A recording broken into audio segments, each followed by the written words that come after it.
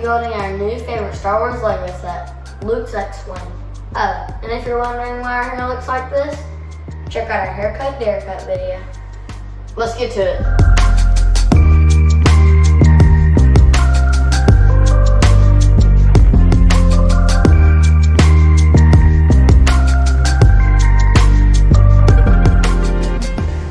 This set took us about an hour and a half to build together, but I could have built it faster alone though. This actually is sick. You can push this button right here to open the wings and this button right here to launch 2 missiles. We love this Lego set and we give 2 thumbs up. Later, nerds.